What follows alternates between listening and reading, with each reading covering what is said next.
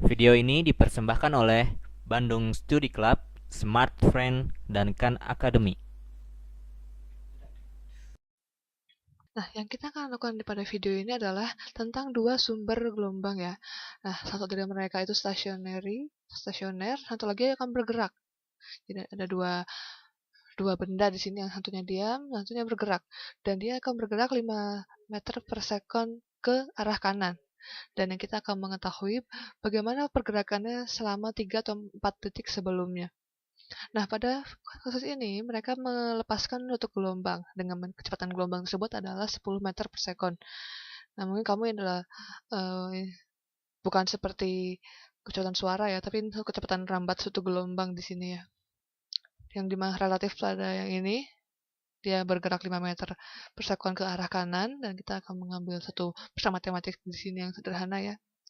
Dan yang ini, yang titik yang ini, dia akan bergerak secara stationary atau dia akan tetap diam situ dengan tetap memancarkan suatu gelombang yang tetap, di mana periodenya adalah satu uh, detik per siklus atau satu putaran. Bila kita ingin mengetahui frekuensinya, kita bisa melihat satu per T ya. Ini satu cycle per second atau satu lingkaran per detik. Nah, jadi kamu bisa mengetahui berapa frekuensinya saat kamu sudah mengetahui periodenya per satu putaran atau satu siklus di sini ya. Nah, jadi sekarang kita akan mengetahui di manakah letak dari hasil dari emisi atau perpancaran gelombang tersebut dari setiap titik ini. Nah, ini bergeraknya keluar ya. Si gelombang ini, kecepatan gelombang ini bergerak keluar. Oke, sekarang yang ini, titik yang ini, karena dia stationary, dia akan bergerak secara radial ke luar ini dengan jarak 10 meter. Ini ya, seperti ini ya. Ya, saya gambar lebih rapi lagi. Ini berjarak 10 meter dari titik pusatnya yang berwarna kuning itu ya. Nah, di sana adalah titik dari kepala puncak gelombang ini ya di sini. Nah, bagaimana dengan titik yang ini? Selama satu detik yang lalu. Nah, seperti kamu tahu ya, dia bergerak 5 meter ke kanan. Jadi tidak di sini sebenarnya satu detik yang lalu. Karena dia sudah bergerak 5 meter ke arah kanan, maka sebelumnya pada satu detik yang lalu dia bergerak di sini. Jadi mungkin dia di daerah sini. Jadi kita mengkondisikan dulu ya satu detik sebelumnya, sama seperti yang kiri juga. Nah, dia juga mengemisikan satu gelombang juga di sini, tapi karena dia adalah satu objek yang bergerak, maka mungkin saya akan mengambil yang ini karena mereka sama-sama 10 meter per second ya kecepatan gelombangnya di sini.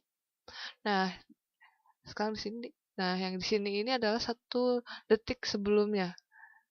Nah, jadi dia di sini karena dia bergerak mendekati yang sebelah kiri ini ya. Nah, kamu bisa melihat satu idenya, jadi dia bergerak, ada yang diam di sini ya. Nah, bagaimana dengan 2 detik yang lalu? Nah, kita gambarkan 2 detik yang lalu. Yang ini tetap ya, kita akan menggambar puncak-puncak gelombangnya dengan jarak berarti ditambah dengan 10 meter lagi ya, atau bisa dibilang 20 meter dari pusat gelombang ini. Oke, saya gambar ini, anggap aja jaraknya 10 dari yang garis biru ini ya. Ini adalah puncak-puncak dari gelombang dari titiknya pusatnya. Mungkin kamu bisa melihat saat kamu mempercikan ke dalam air gitu ya. Nah, yang ini juga karena dia bergerak, maka 2 detik yang lalu dia ada di sebelah sini. Sebelah sini, nah, yang dimana bergerak 5 meter ke arah kanan setiap detik ya, kan maka dia akan mundur. Karena kita ingin melihat 2 detik yang lalu, maka kita gerakan dia ke sebelah kiri. Dan saya akan gambarkan perpancaran gelombangnya. Jadi di sini, ini senternya di sini ya, ini pusatnya. Maka 2 detik yang lalu dia mengatakan gelombangnya seperti ini. Ini pancaran gelombangnya ya di sini.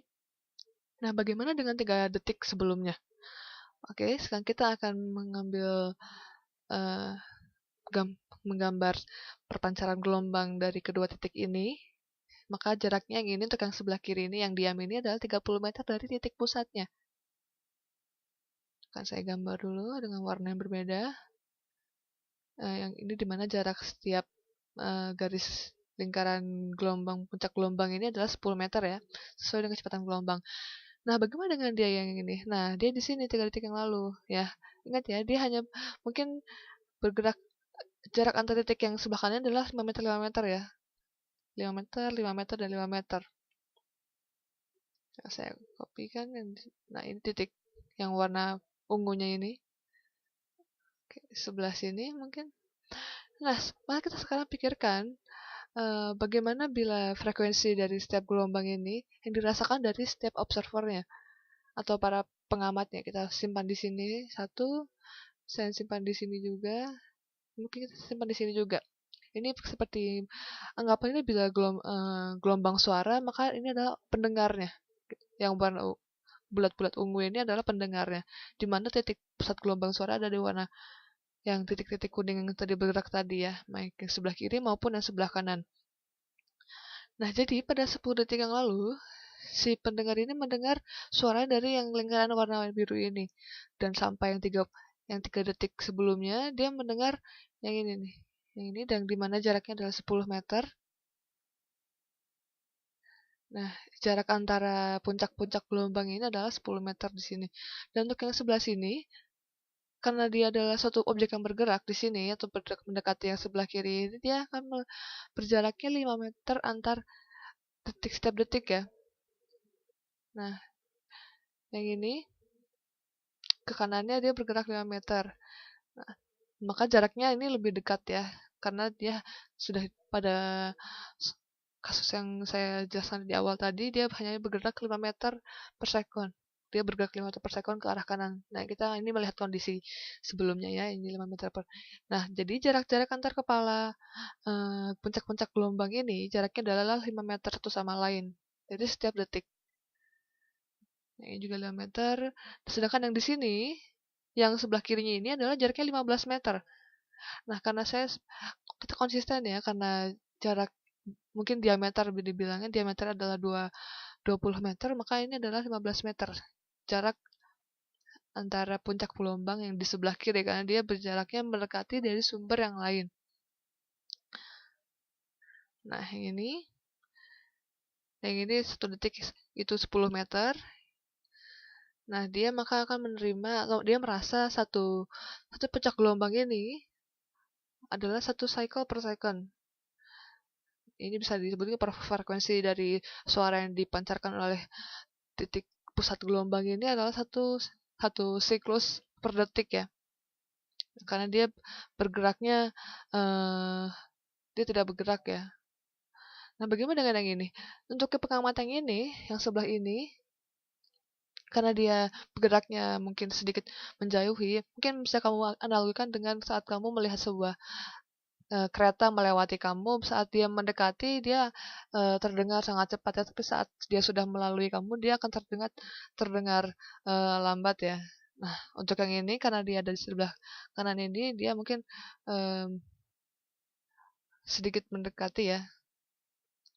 Karena dia mendekati di sini, maka periodenya adalah setengah second per cycle. Nah, bila kita invert, kita akan mengetahui frekuensinya. Ini observasi ya. Maka frekuensinya adalah 2 siklus atau 2 putaran per detik. Nah, sekarang kita tahu kan ya. Jadi semakin bila suatu objek mendekati objek dari sumber suara itu, dia maka akan semakin besar frekuensi dari gelombang suara tersebut misalkan ya. Nah, bila dia menjauhi, dia akan semakin rendah frekuensinya. Nah, bagaimana dengan yang sebelah kiri ini? Kita hitung lagi. Maka ini periodenya adalah 1,5 ya di sini. Second progress. Ini periodenya jadi 1,5 meter ini ya per 1 siklus. Maka frekuensinya adalah 2/3. Jadi frekuensinya 2/3 putaran per detik. Nah, jadi dia lebih kecil daripada yang sebelah kanan. Karena dia sifatnya menjauhi ya di sini, menjauhi dari sumber suara tadi. Sedangkan yang kanan tadi dia mendekati dari sumber suara tadi. Nah, jadi frekuensinya jauh lebih besar ya. Yang ini 2, dan yang sebelah kiri ini yang menjauhi suara adalah 2/3 dari ini. Ini disebutnya efek Doppler ya ini. Nah, sekarang kamu sudah mengerti kan mengapa kamu mendengar suara kereta api lebih besar saat dia mendekati kamu dan suaranya mengecil saat dia menjauhi kamu. Nah, ini adalah dari efek Doppler ya. Ya, ini bisa kita temukan pada kejadian kita sehari-hari dan ini ya berhubungan dengan suara dan tanggapan kamu terhadap suara terhadap otak kamu dari frekuensi atau gelombang suara, mau itu dengan frekuensi rendah, frekuensi tinggi, tergantung dengan jarak juga dan bagaimana eh, pergerakan dari objek dan sumber suara masing-masing ya. Oke, nah video selanjutnya kita akan melihat beberapa perhitungan dalam perhitungan efek Doppler ini ya, dan mungkin kita bisa memperhitungkan secara fisikanya. Video ini dipersembahkan oleh Bandung Study Club, Smart Friend, dan Khan Academy.